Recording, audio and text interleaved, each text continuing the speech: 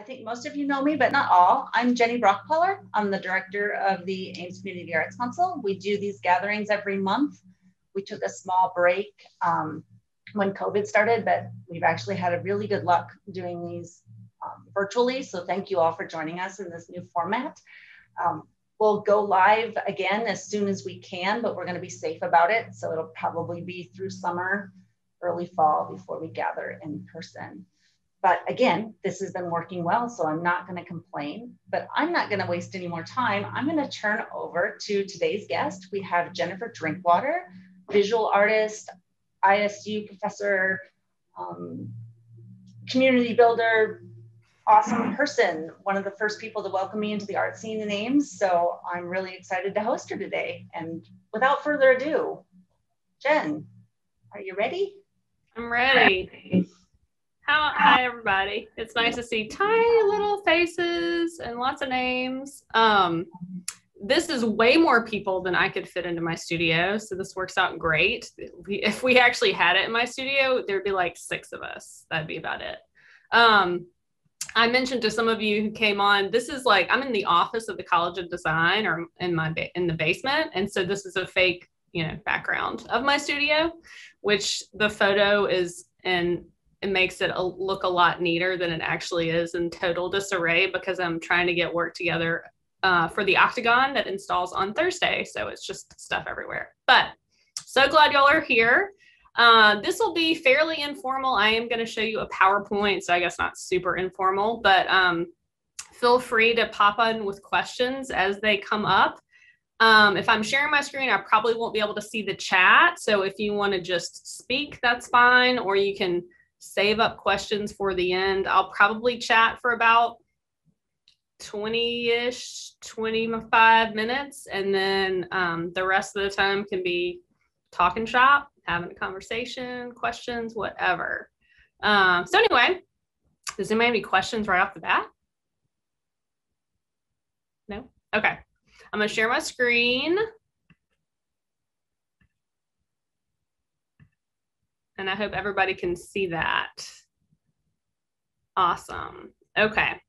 So like Jenny mentioned, I do quite a few things in my professional life, but I consider everything that I do really to be serving the purpose of making the case that art and artists are vital to our communities outside of the studio. So I am an artist first and foremost. I am a faculty member in the art department in the College of Design, where I teach primarily professional practices class to our undergraduate students, how to be an artist in the world, but also a really great class. And I have one student, current student, and a former student from that class. I saw Eric's name. Hey, Eric.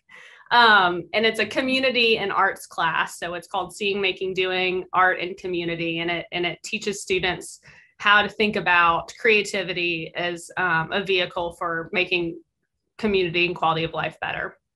So what I'll be talking about primarily today is me as a painter, but we can certainly, like, if questions come up about these other things that I do, the weird things I do, then please, there's nothing off limits. So certainly ask about that. I mentioned there's a show at the Octagon that opens on Saturday. It is a series of work from my newest venture called the What's Good Project. I have about 18 or 19 new paintings, and the show runs from April 17th to May 22nd. There's not going to be a reception for obvious reasons, but you're all welcome to attend. I think the gallery is open Monday through Saturday, and their hours are on their website. So a little bit about me. Uh-oh. There we go. I grew up in Mississippi. Some people can hear the accent, some people can't. Comes back a lot more when I go home. And I guess that's significant for several reasons. A lot of what I think about in my teaching role, and certainly as I've begun work as an extension specialist and now in my art practice, I think a lot about communities and communities that we all identify with. So, some of the ones I identify with are, I identify as being part of the arts community, being part of the Ames community, Iowa State community. I grew up in Mississippi. That's a huge part of how I identify in terms of community, and more specifically the Mississippi Delta, which is the northwest region of the state. I'll talk a little bit about that later.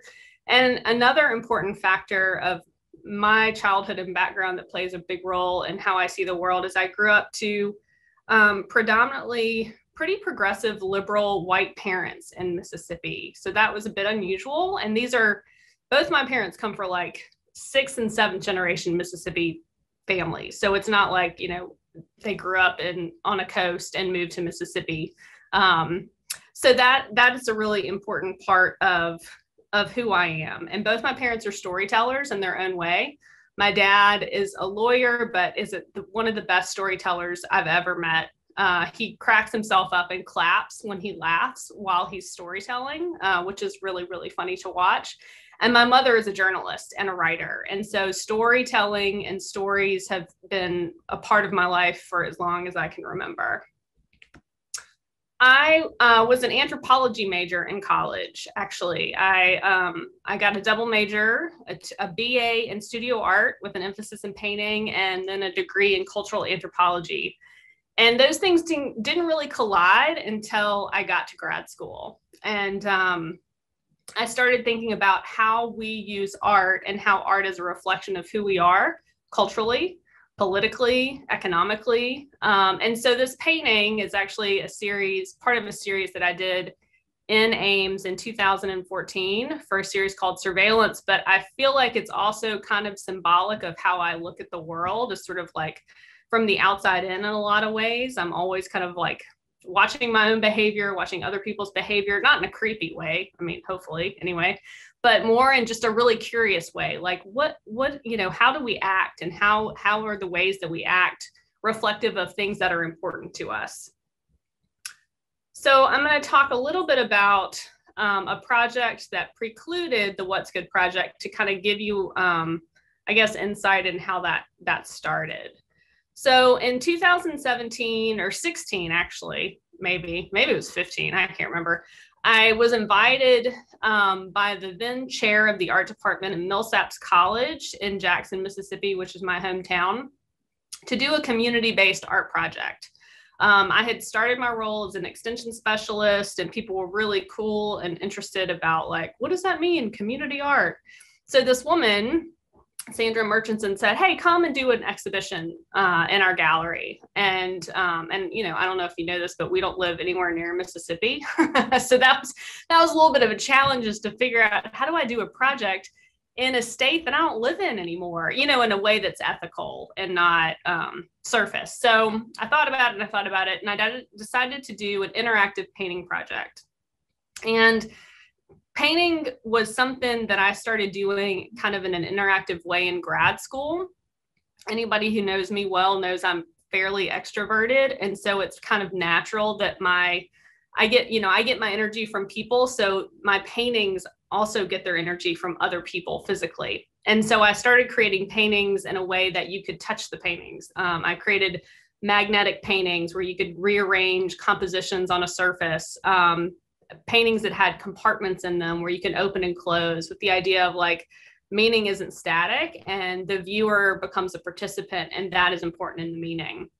So I decided for this project to interview people in Jackson who live there. Jackson's a very diverse community, and so I wanted to get as diverse of a broad swath of people that I knew. And I asked them to tell me about how they saw themselves in the world and how they felt others saw them in the world. And so what you're looking at, these are really big paintings. They're actually doors from Lowe's or Menards that you can get. And that's one of my secret weapons, is painting on doors is really, it's awesome and cheap. If you like painting on wood. I'm not a canvas fan myself. So these are double-sided doors. And one side, this is my mom's best friend, Carol Penick, and so her public role, which was how she felt others saw her and how she saw herself in the world, was kind of a smaller, more intimate, introverted self. And so and I'll show you what these look like in spaces because it's a little bit hard to describe, but these are freestanding paintings and they were mounted on casters so you can flip them around in the space. But the idea is that our identities are fluid, they're not fixed. This was a man, Mr. James Ballard, and he has since passed away. And he was the sexton at my mom's cathedral, not my mom's cathedral, but the cathedral that my parents went to. And it's a really wonderful man. And so I interviewed him, and the idea was, how do you feel others see you, and how do you see yourself again? And so I had each participant work with me to think about scale, how they saw themselves. They chose their outfits, they chose their positioning and their background. So it was a really collaborative process, and I just basically did the painting version of it. So I did 9 of these, and this is what they looked like. So you can kind of see they're on casters. My very, very awesomely talented and kind and patient husband built these for me. So you can flip them around in the space. And some of the art students at Millsaps College, they created some happening. I wasn't there for that, where they did this really cool interactive event. But that got me thinking about, again, how do I get energy from others in painting? And I am not somebody who has ever been a self-expressive painter. I do not paint my emotions. That's just never been who I am as an artist. Whereas a lot of other artists sort of, they think deeply about their own lives, and maybe it's a personal narrative or reflection, kind of like a visual memoir. And that's just not me. I love to hear from others and then to use that as fodder for my painting. So I started something called the What's Good Project in about 2018. And it was kind of a culmination of a lot of things that happened. Essentially what the What's Good Project is well, I guess this is what I do. I go into communities, and I'm starting to become invited into communities, which is really exciting. But at the beginning, I was kind of forced myself into some communities, and I interview people there about what's good where they live. And we have a conversation about it, and it's transcribed, and I create paintings based on this conversation. And the paintings are sold on a website, and I donate 20% of any money that it comes from those art sales back into the community of origin. And so the participant, the person that I interview, designates a nonprofit organization, and that money goes to that organization. So it's a way of sort of recognizing community, and then also creating ideally a sustainable financial model of putting money back into the community. And I don't have gallery representation, and I have, for years as artists, I always thought, oh, I need to get gallery representation. That's kind of the ultimate. And now I have decided that, what's the benefit of not having that? The benefit of not giving half of any money to a gallery is that I can use that money in a different way, and use it in more of an entrepreneurial kind of community-based way. So the way the What's Good Project came about was I was working, this is my extension role. It's kind of a screenshot of what you'd find on our extension unit. And I don't have a background in any, in arts administration or community development. So I was going into this unit with these people who are way smarter than me. And I was doing weird projects like this, which if you're from Ames, and you've lived here since 2016, maybe you saw this. And I was learning about things like asset-based community development. And growing up in Mississippi, the only thing I heard about in terms of community was how there are no jobs and there's no money. But learning from people that I worked with in extension, how community vitality is so much more than finances, and it's so much more than even jobs, that there are these 7 different, this is a kind of a theory of asset-based community development, that there are all of these arenas in our lives, in our public lives, and in our community lives that are vitally important to creating a high quality of life area and a high quality of life community. And so how do we recognize those? And so asset-based community development was so interesting to me because it's really trying to look at what's going right. And as a negative person, I kind of grew up fluent in sarcasm from my family. And it's, it's way more comfortable and easier for me to be sarcastic and a little bit cynical and a little bit tongue in cheek than to be sort of earnest and vulnerable. In fact, when I moved to the Midwest, I just remember thinking my God, these people are so earnest. I don't know what to do with this. And as I've mellowed in my old age, in my 40s, I have really come to appreciate earnestness and vulnerability, and tamping down the sarcasm. And the What's Good project is a nod to that. It is a nod to really choosing to look at what's right, knowing that there is research to suggest that when you do that in a societal level, that challenges get resolved. And the idea is that when people come together, they strengthen what's happening in their community, they strengthen the assets, that what comes from that is the ability and the goodwill, the glue between people to help tackle these other challenges. So I decided that as a good measure that I was going to start actually going and trying to learn from others, because whenever I would travel around into these communities, I would learn so much. And I wanted to be able to sort of be deliberate about that and create paintings. So the first place I went, I'm going to just touch on maybe four different communities. And then I'll open it up to questions. I'm trying to watch my time. Okay. So the first place I went, I needed a guinea pig. So I asked my husband, Aaron, Aaron grew up in Centerville, Iowa, which is in the southern part of the state. And I asked him to take me to his favorite place. And so he drove me to Rathbun Lake. And he's taken me there before. This is it's a large man-made lake in the southern part of the state. And it was it's his favorite place. It's his favorite place in Iowa for sure. And I always thought, oh, he's so outdoorsy. He's such a good camper. You know, he would go and he would camp in high school, and it was this place where he would go and relax. And come to find out, spending a day with this man who I've married, who I've known for, 8 years, the reason he loved going there is because it was freedom. It signified freedom from his parents. It was like his first taste of being alone and being an adult and not having anybody tell him what to do. And it had much, much less to do with like the beauty of this natural place. It was more of this nostalgia and symbol of him being able to be out there alone, which I didn't know. And one of the great things about this project is that it's helping me deepen relationships that I've already have, and help me establish relationships with people that I have just met. So Rathbun Lake, for those of you who don't know it, it is a really beautiful spot. And Aaron chose the Rathbun Land and Water Alliance is an organization that any proceeds go to.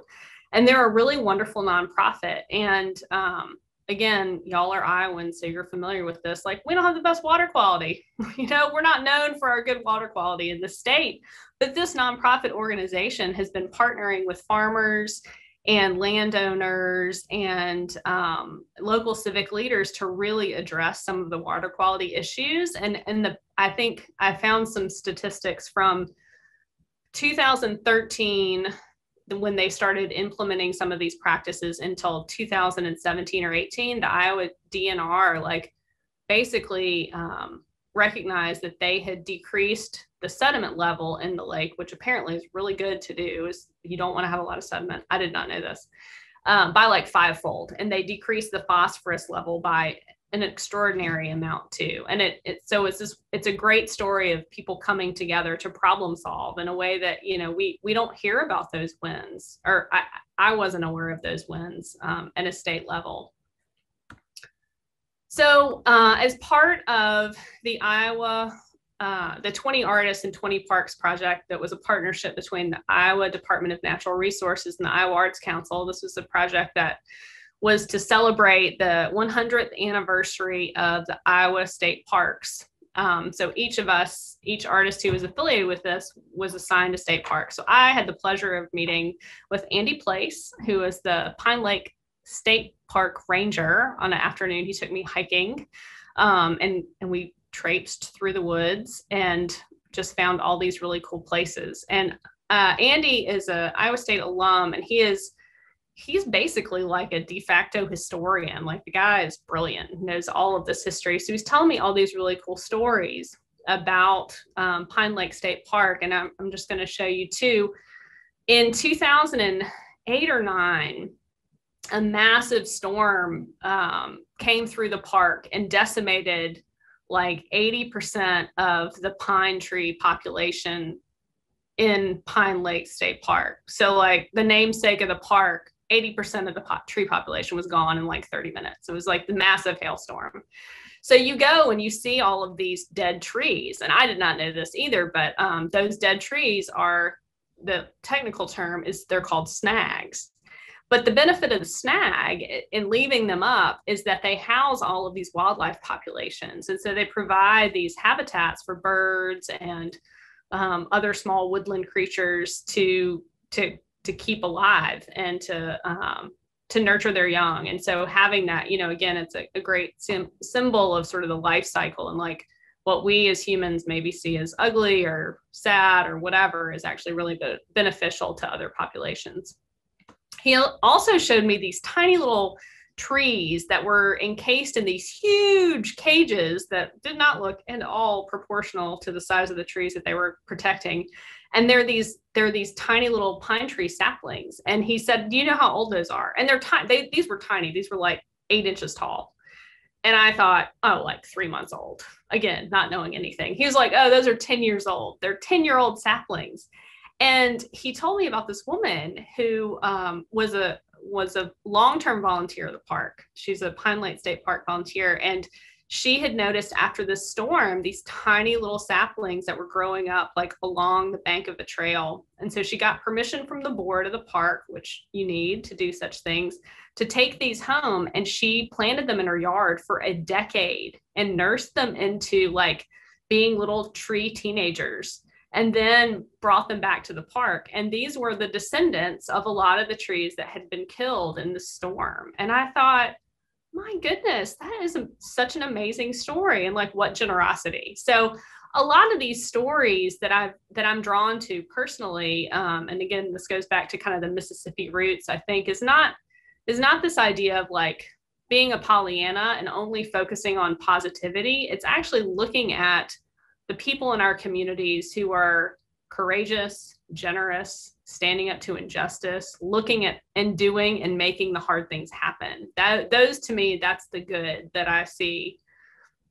So in being a Mississippian, being a very strong, proud Mississippian, and I, you know, as Iowans, I feel like it kind of hurts to see your state be trashed in the news, the national media, when you know so many great things that come out of those places. And, you know, growing up in Mississippi and spending a lot of time outside of the state, when people find out you're from Mississippi, you know, they say some pretty ignorant things. I've had a lot of pretty ignorant things said to me over the years, but, and so I have a little chip on my shoulder. It's that kind of like, hey, I can talk about my family, but you can't talk about my family. So I decided, again, knowing all these wonderful stories coming out of the South, I wanted to really be deliberate about giving these attention. And so I applied for a couple of grants and was fortunate to get some support and decided to take What's Good on the Road to the Mississippi Delta. And the Mississippi Delta is, I'm going to fast forward so you don't have to just stare and read at that. Is one of the poorest areas in the poorest state in the nation. And it's the northwest corner. So it's right up against the Mississippi River. And it's got fertile soil. It's where a lot of cotton was grown. And it's where I was born. We lived in Greenville, Mississippi, which is right on the river, until I was about 8. And then we moved to Jackson. And the Delta is just a great, weird place. It's just weird. People are rowdy. It's just its own like cultural melting pot. This is where the blues was started. If you have any inkling or predilection of like rock and roll music, like it came from the Mississippi Delta. There's a lot of great writers and food and just tons of just good stuff there. So I went to Marks, Mississippi, one of the first communities that I went to. It's in Quitman County. And I was connected with this wonderful woman, Velma Benson Wilson, she grew up in Marks and left to go to college. I think she went to college up in Wisconsin, and moved back to the South. She and her husband relocated to Jackson, Tennessee.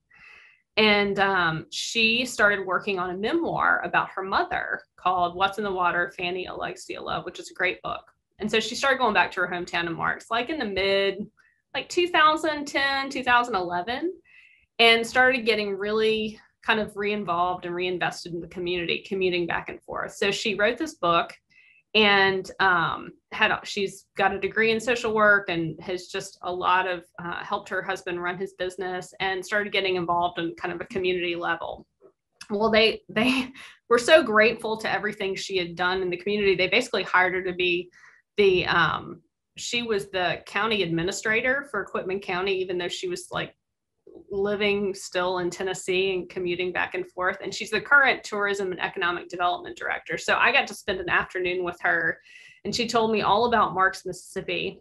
And I'm just going to show you two paintings. This is a small painting called Eudora, and this is the Eudora African Methodist Episcopal Church in AME Church in Marks. And in 1968, just a few months before his death, Martin Luther King came down, and this is when he was getting the Poor People's Campaign started, and they were going to march to Washington in 68. And so when he came down to the Delta, he was floored with just the poverty levels that he saw, especially in Quitman County. And so he gave a speech at this church, and basically riled people up, and not riled them up, but got support to go on this march to DC. And he was killed before it came to fruition. So a lot of his friends came back, and they led what's called the Marks Mule Train. And it started in Marks, Mississippi, and so it was basically like a train or a parade of people on mule-drawn carriages that went from Marks to Atlanta on riding mules, and then they got on a train from Atlanta up to DC and were part of the Poor People's Campaign. And that campaign had impact on federal policy, so it led to a lot of the free and reduced lunch programs that are still enjoyed today by a lot of people, a lot of low-income people. Those were impacted from basically what Dr. King saw in Marks. So this church is not in great shape. This is where they also, a lot of the congregation fed the Freedom Riders too out of Eudora, this church.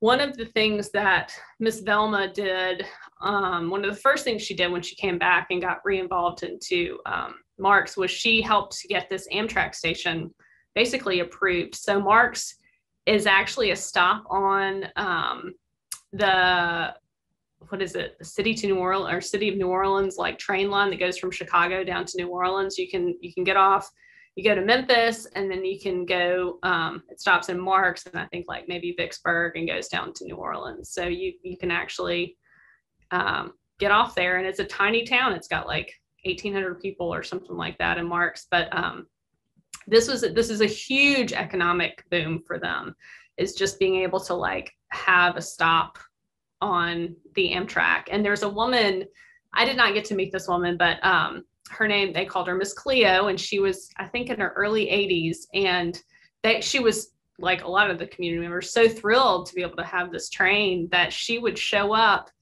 it stopped twice a day at 8 a.m. and 8 p.m. And she would show up every single day and stand outside that train and greet all those visitors who got on and off that train. And and no one asked her to do this. She was just thrilled to do it. So she did it 7 days a week.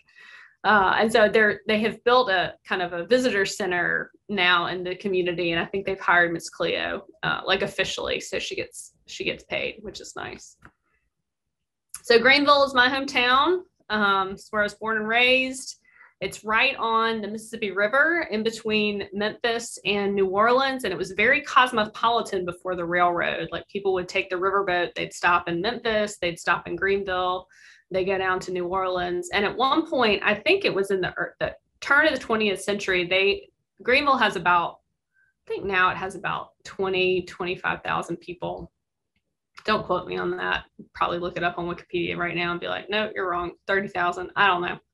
But at the turn of the 20th century, they had over 60 Chinese grocery stores. And so it's very like diverse community. They have a large Jewish population. They have, and again, people in Mississippi know this, but if you're not from Mississippi, it'd be maybe surprising what you think about coming from the state. So I interviewed Will Coppage, who is the director of the Washington County Economic Alliance. He's a creative writer. He's a poet and a musician. He was in my second grade class from back in the day, so I got a hold of him, and he took me around Greenville. This is a really beautiful temple that's right on the main drag in downtown. It was built over 100 years ago, and at one point was, I think the first mayor of Greenville was a Jewish man, and they have a really strong. I mean, it's strong because all communities in the Mississippi Delta have gotten smaller, but still like a very predominantly, or not predominantly, but a strong Jewish population in Greenville. And Will took me to this place. It was an old, well, it was being revamped, basically a huge industrial plant that used to create dashboards for Nissan Armadas back when they used to have Nissan Armadas. And so this plant had been empty for, I don't know, a dozen years. And his first assignment when he got his job was to basically like court a new company into this building. And so New Farm is the name of the company, but it's spelled N-U-F-A-R-M, and it's an Australian company, and they do plant protection, which is basically like, I can't even, my brain is so not working right now. I'm so sorry. Pesticides, essentially. But they call it plant protection because it's a euphemism. So, but this was the huge win for Greenville, because at the time, this is pre-COVID, this was like 2019, the unemployment rate in Greenville was over 6%. I mean, it was really, really high. And this is actually going to create like 70 new jobs and 70 high paying, like with benefits jobs for the community. And this company was hiring all local people. I think they had one person they were bringing in from outside of Greenville, but everybody else was going to be local. And so what they've really, that's just been such a huge win for them, is to be able to start bringing in industry. And Greenville, because it's right on the river, is more set up for industry. They have a lot of ports. They've got all of these industrial plants, whereas a lot of other places in the Delta are more geared toward tourism and blues tourism. This is really, they're trying to get high paying community jobs. So my most recent community is Water Valley, Mississippi, which is not technically in the Delta. It's more hill country. It's about 20 miles from Oxford, Mississippi, which is where Ole Miss, University of Mississippi is.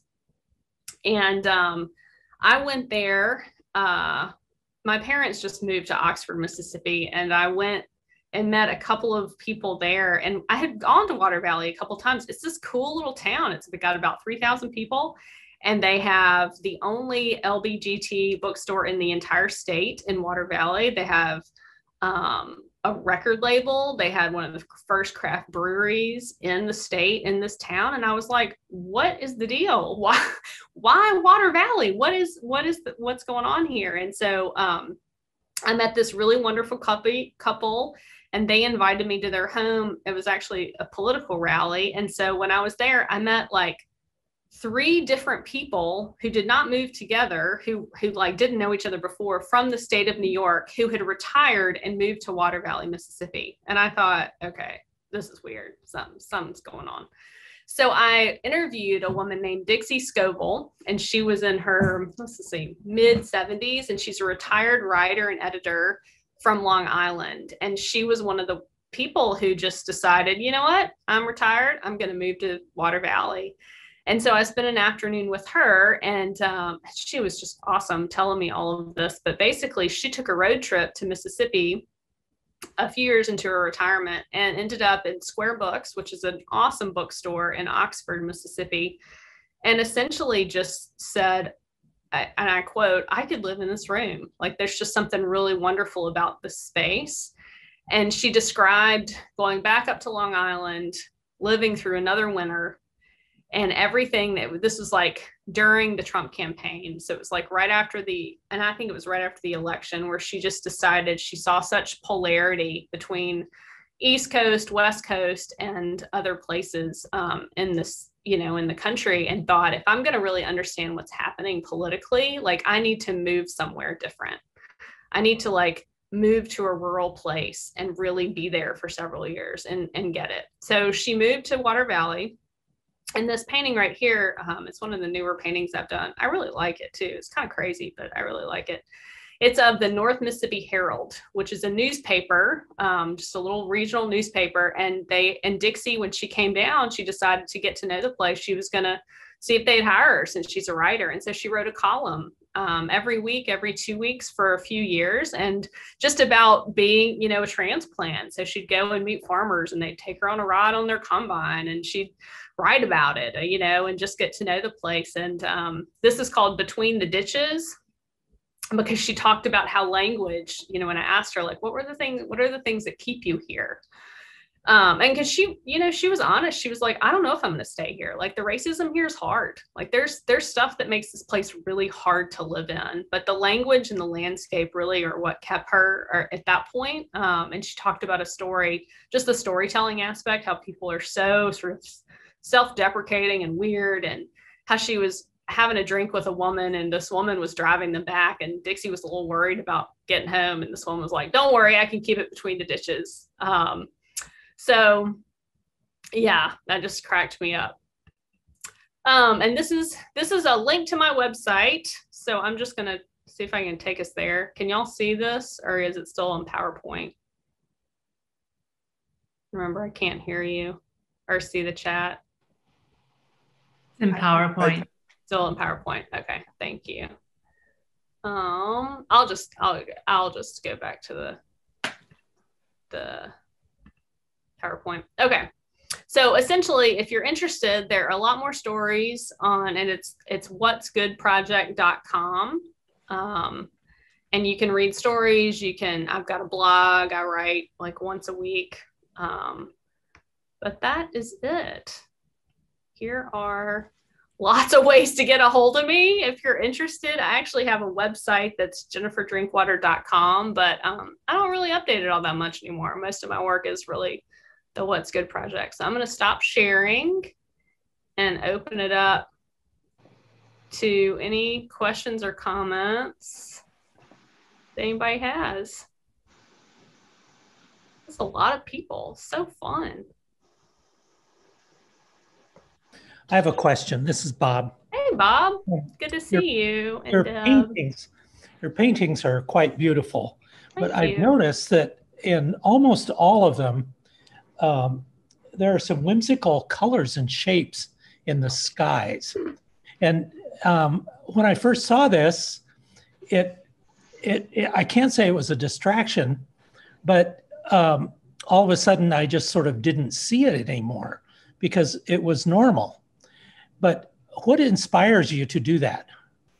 So I have a real, it's that whole white canvas thing, right? Like whenever I start a painting, I basically lay the wood panel flat and I just start dumping cheap like tempera or acrylic paint, seriously, everywhere. And I just fill in with bright splotches, and that starts it. And then what I'll do is I'll either draw on top of that or I'll start to kind of like build it up, but I never let all of that disappear.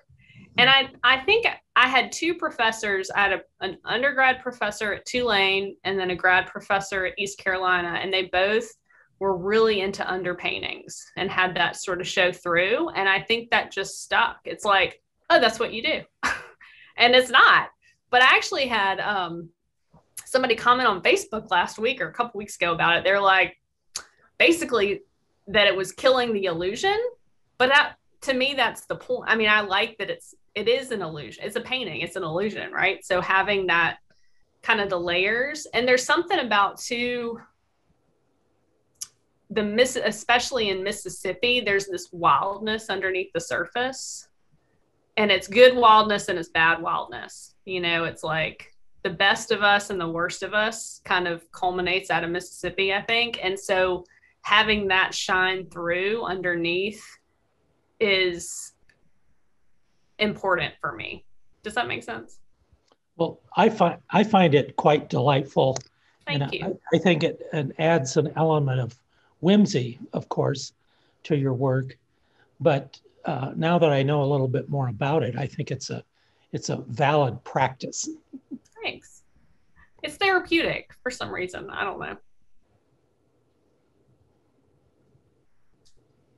I'm looking at the chat really quick. Catherine, is your hand up? Oh, you're muted, Catherine. I still can't hear you. Is your volume down? I can see your mouth moving. No, she's muted. Rex kind of asked the same question, bright color in several paintings. Yes. Did that answer that, Rex? Sort of a similar question. Yes. Awesome. Yes. Square Books is a fabulous bookstore. If you are a bookstore aficionado, there are a lot in Mississippi. Like pretty much any tiny town has a good bookstore down there because we're all writers. So if you like bookstores, it's a good place to road trip. Yes, Vicksburg does too, for sure. Other questions or comments?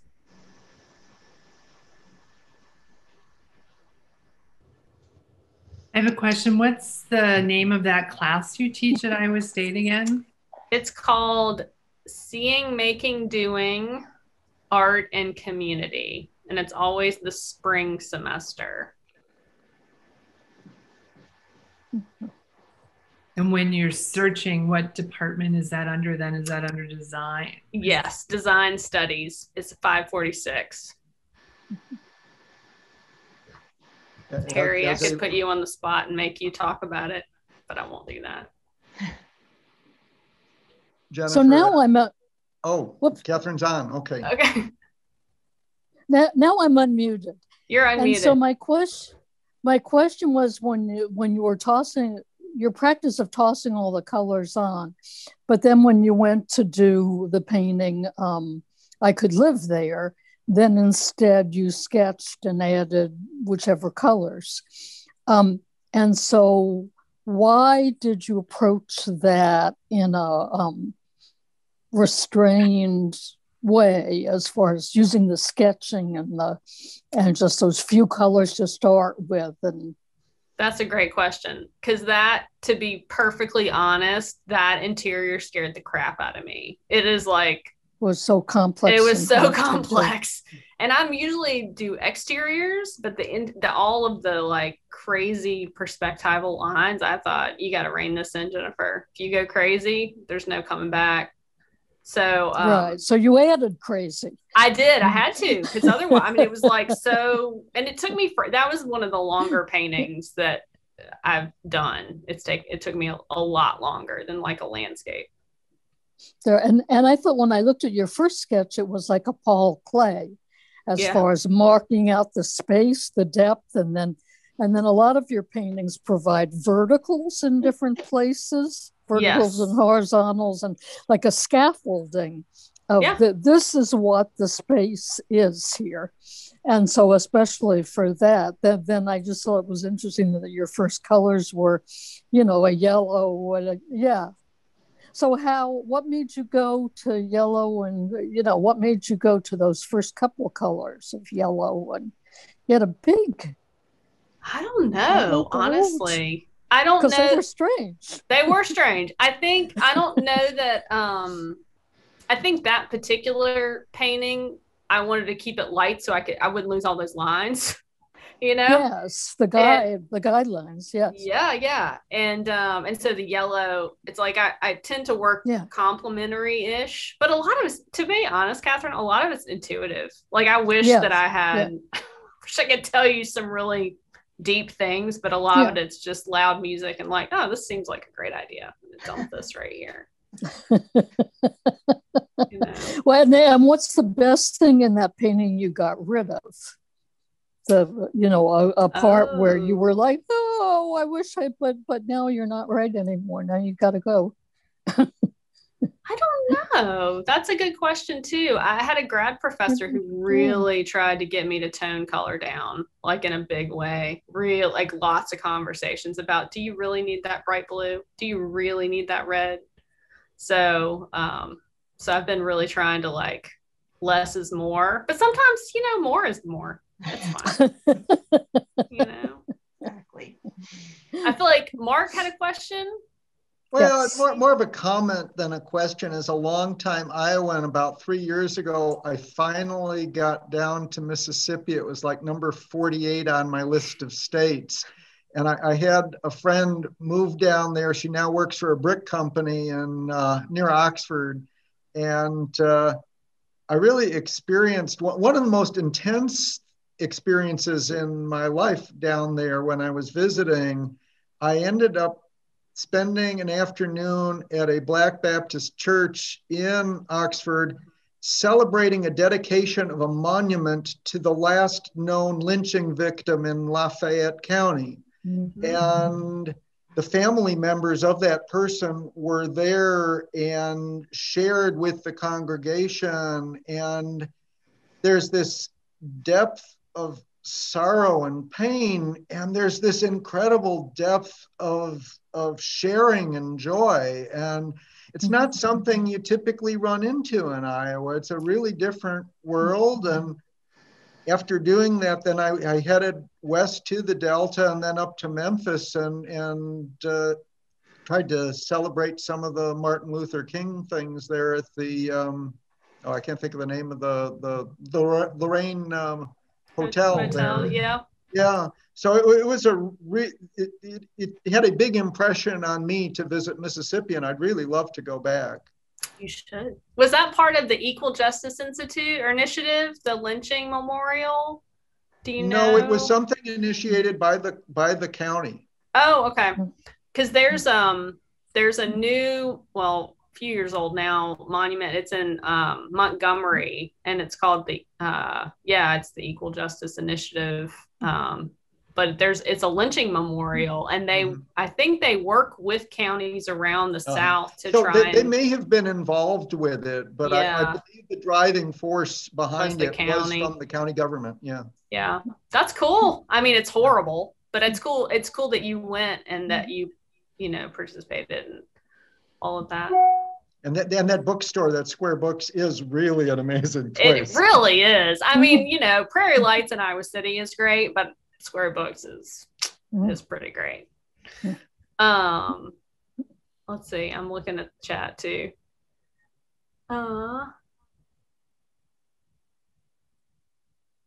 Thanks, Deb. Yes. Got a quick question, Jennifer. Hey, Mike. Hey, how are you doing? Good to see you. Mike. Actually, quick comment and then question. All right. Sure. So I'd like if we could just maybe shift gears a little bit and move from discussion about the work itself to maybe a little bit about the reasons for making the work.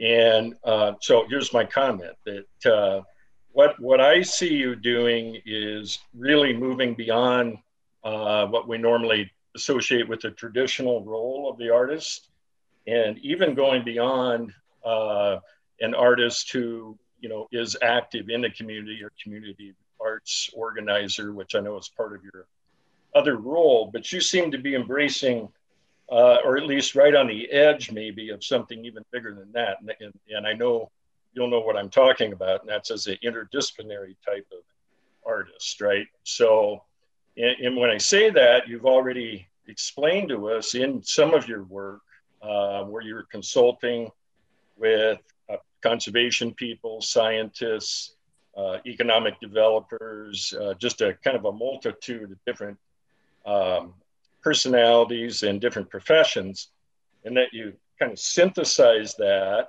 into your approach to your work, I think. At least that's sort of what I'm seeing, a little bit of. So here's the question. Is there a big next step planned? Or is there going to be a transition from, maybe this role that you have now to even a bigger or a wider embracing of the public and and others into the creation of your work or community work type work? That's a great question. And I don't know the answer. I mean, I feel like it's sort of organically starting to happen in weird little ways. Like I'm starting to be asked to come to communities and participate in larger events or different events because they see the opportunity of having community members respond to the question about what's good where you live as like a really positive practice. Right. And I did this is I guess another weird example. This is pre-COVID, but I was contacted by the Iowa Soybean Association, which was like, huh?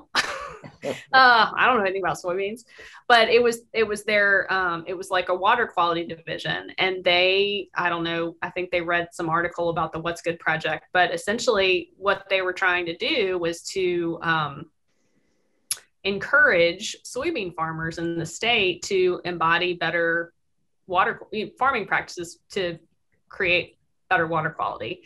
And they were realizing they had all this information, they had all this data, all this research from scientists from Iowa State, and they couldn't convince farmers to do it. And the only way they could do that was by having local people tell their stories about why it's good to do it. The data wasn't enough. You had to have the story. And so they recognized that like, we need artists, we need people who are storytellers to help create these opportunities where you're encouraging better behavior. So that's kind of a random response, but I see that there's a benefit. I just don't have like the organizational brain right now to like figure out what that looks like. You know what I mean?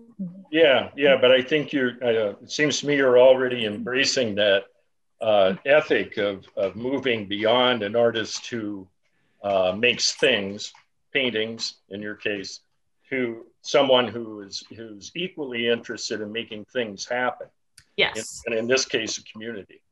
For sure. So, yeah. So that I think is extremely important and relevant in this day and age. Thank you.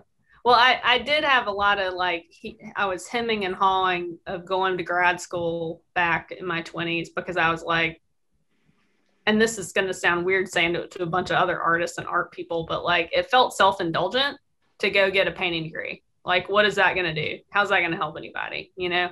And I had applied to get into an environmental education program, but I dropped out before I even started it, which was an awesome professional thing to do. And then went and got an MFA. But when I was getting my MFA, I started studying and learning about artists who were actually like in the world doing things, and thought, oh yeah, you don't have to follow a formula. You know, your values go with you. You think about it differently. I think another thing that's been important is to think about the idea of gatekeeping. Who says art is art? Who says what art is good art? And who says where it needs to be? And that's something I've been trying to be deliberate about, not necessarily endorsing in different. I mean, it's not necessarily on my website, but it's kind of implied, I think. So yeah, that was a great question, Mike. I have to think about that. You always ask good questions. Oh, there was a reader-based play on the farm crisis called Farmscape. Oh, cool. I'll write that down. And so that was a way to have characters, each telling the story of what happened to their farm in the 80s when things went bad for farming. And there were like eight or 10 characters, and you could get volunteers. Like here, acting students would do it. And it was a minimal of production values and setting or anything. And so your little troupe of 7 or 8 people could go anywhere and tell your story. And they could be different actors, different times, but they would keep using the same script of whatever story needed to be told. That sounds like Mary Swander. Kinda Mary Swander's I think she was involved in that. Okay. I'm pretty sure, but it should be under I think Farmscape, but if you look for Mary Swander, and that for that you even could bring along some visuals, like in a different van, and you could say, well, like if you wanted Mississippi, you could bring your Mississippi painting, and like and then whenever the character was talking about Mississippi, you say, okay, now we're in Mississippi, now we're here, now we're there, and so that would be a way for people who get bored looking at painting to come and hear people talking about a story, and at the same time sitting long enough to really look at some art. Yeah it's true. I mean, I feel like all I'm doing really, the painting is the vehicle to get people to listen to the stories, right? I mean, that's it's like the hook a little bit. So you can put it all together and even have music with it too. You can have a whole and whoever it is can go just for a weekend, and just be at whatever center in the town will have them for like a Friday and Saturday night, and bring however many come and bring music and bring, the van with with the paintings, and so it's traveling minstrelly, traveling ministry, minstrels. Where is Okolona, Mississippi, Kathy Glatz? I don't even know where that is. 40 miles south of Tupelo. Okay. All right. I'm writing it down. And we work for a program called Excel. Okay. After school tutoring and a lot of women's programs. It's a very small, maybe 2,700 population, mainly Blacks. I teach sewing. Okay. My husband does science experiments with the kids. Cool.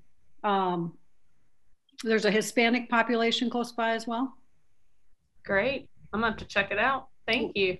I'm not on video because we're eating supper. So well, I hope it's delicious. There's been a little of that around the screen.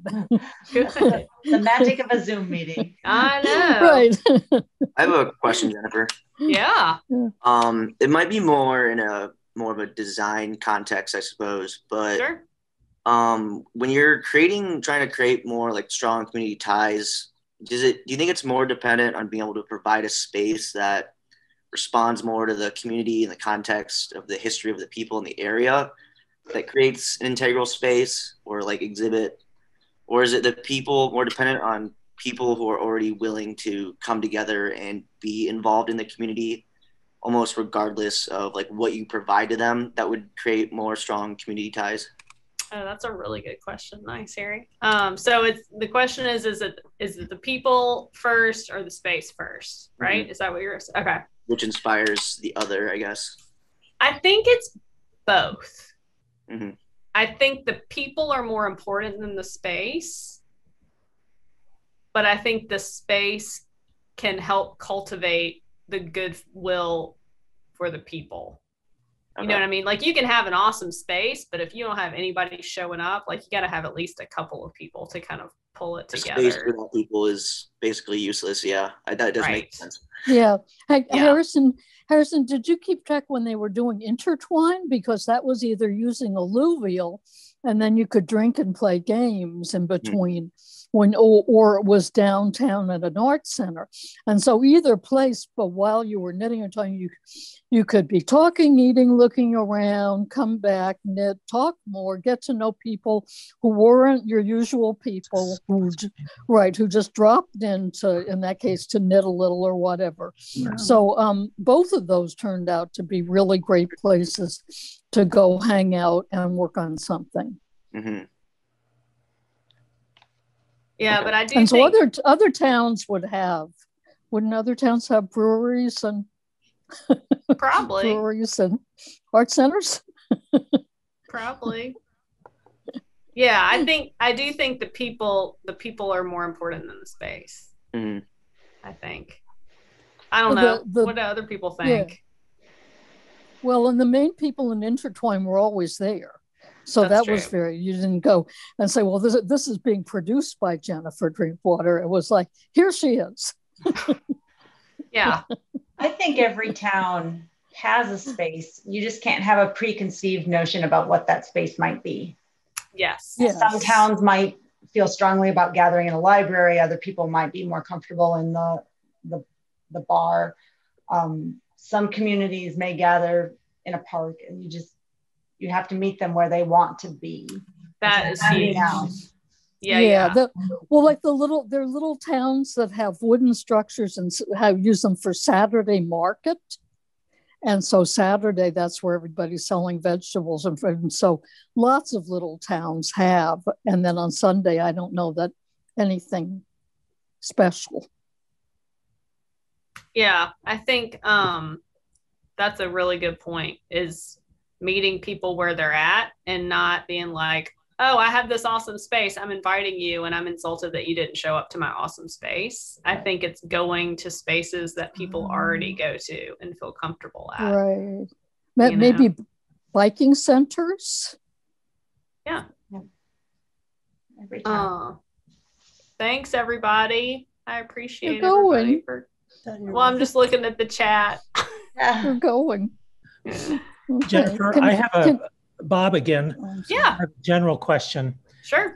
One of the most amazing explosions of community artwork was the WPA.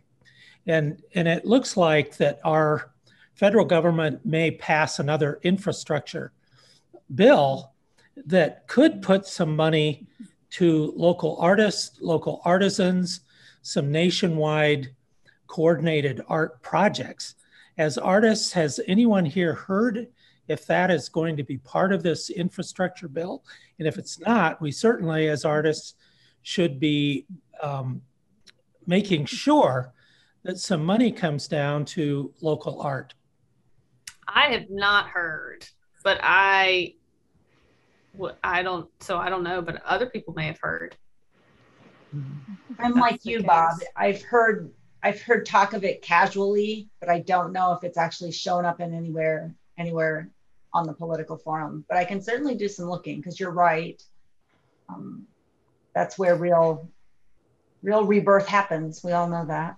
Yeah. Well, some of the most iconic art in our nation was through the WPA, and now they're unearthing these photo archives and music recording archives that were captured during that time, that have, many of which have been sort of lost in warehouses here and there. So I think it's an opportunity that we might be missing if maybe we should be more politically active as artists. Oh, for sure. 100%. I do know there are some communities, I know San Francisco and the Twin Cities are creating pilot programs for guaranteed income for artists. I think it's $1,000 a month, maybe. I don't know. Don't quote me on that either. I'm throwing out these numbers like I know. Don't quote me on any of these numbers. But that's exciting. I don't know if it's a year, 6 months or something like that, but just which kind of reminds me a little bit of the WPA. It's not specific project based, but just the idea that like artists are vital. We need to get paid. The similarity there, Bob, as you probably know, was with WPA, it involved infrastructure, artists and infrastructure and buildings and post offices and bridges. And so, this is something we haven't seen probably ever.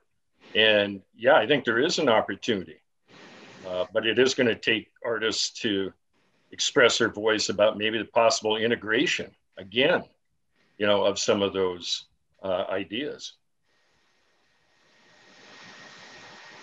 I would love to see some training programs for artists that are geared like leadership training, because I feel like as artists we don't have either confidence in some ways of that or access to that, and like how do you become more, not everybody wants to be like, not everybody's an extrovert and wants to do that, but like just understanding how to be politically savvy in that way, I think would be really helpful too. Is like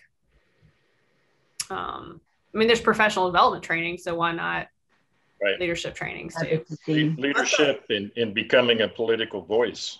Yeah.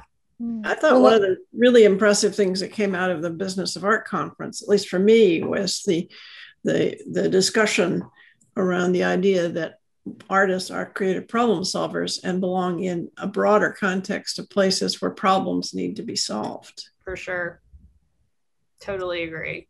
And we're starting to slow, you know, there's communities and states like Minnesota, for all its crap that's happening right now in Minnesota, they do a pretty good job about supporting their artists, and putting them in, you know, city hall or housing developments, you know, recognizing that, I think.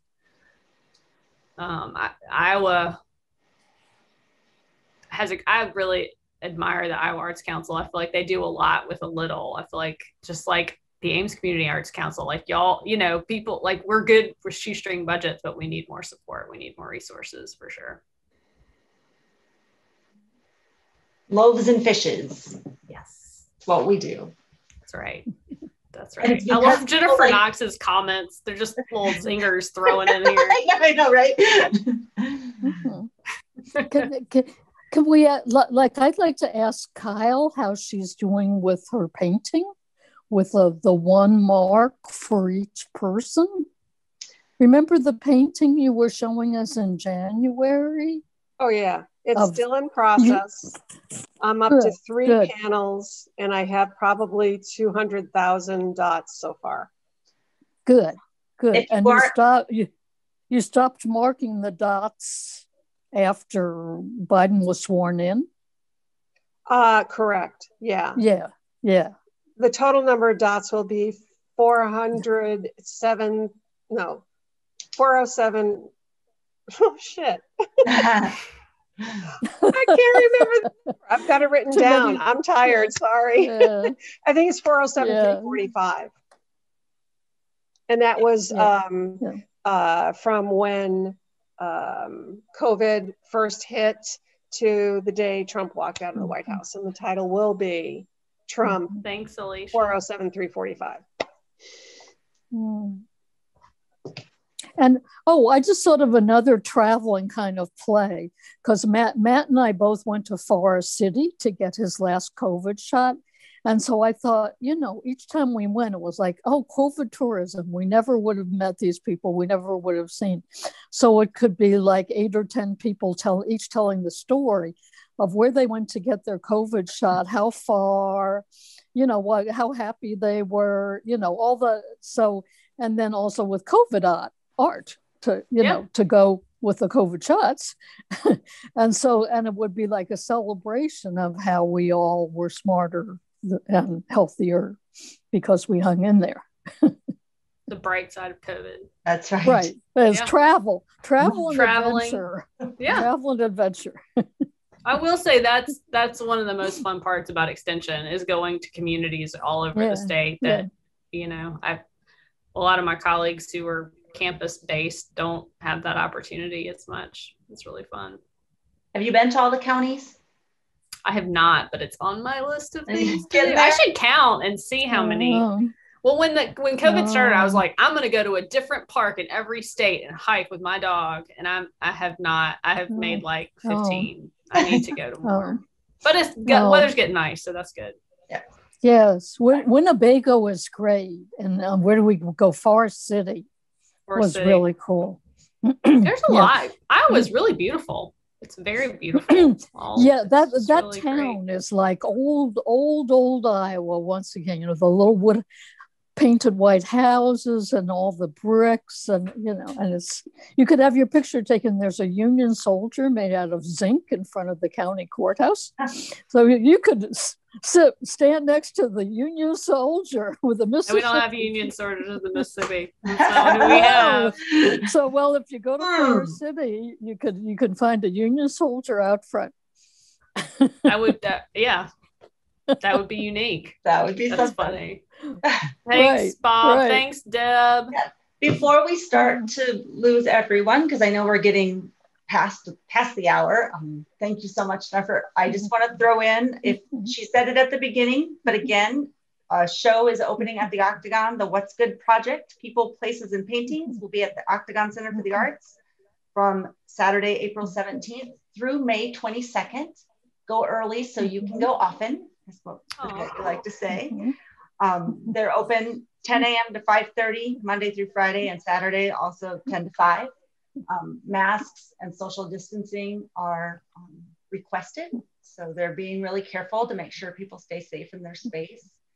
And if you haven't been to the gallery lately, you need to get there now because they've maintained some beautiful shows during COVID. So we're really proud of what the Octagon's kept going while all this craziness has been going on. So check Jen out, don't miss it. The next gathering will be May 11th, and I'm going to keep my Jennifer theme going. We're going to feature poet Jennifer Knox. Also an Iowa State person, total accident, I swear. I heard from her yesterday that she's going to make us write. What? I don't know. But be brave is what I'll say. Be brave. So that'll be May 11th. And I'm going to turn it back to Jen. Just, do you have any closing remarks? Anything else you want to share? I think we've gotten all the questions out of the chat, but if we missed something, go ahead and speak up. Thanks for spending your Tuesday night with me during dinner. I really appreciate it. And someday I'm on a list for a bigger studio space that's actually like in downtown Ames. So whenever that happens, I'll actually have you guys in there in person. What, that would be great. Yeah. We'll do a housewarming. We'll buy you, we'll bring you paint. It'll be great. Well, I totally want to start having like little weird pop-up events and stuff. So that would be great. You could be our community art leader. That's right. Just extrovert. That's what happens. That's right. But yeah. Right. Thank y'all. I appreciate it. Appreciate you. Thank you. Have a good night. Thanks so much, everybody.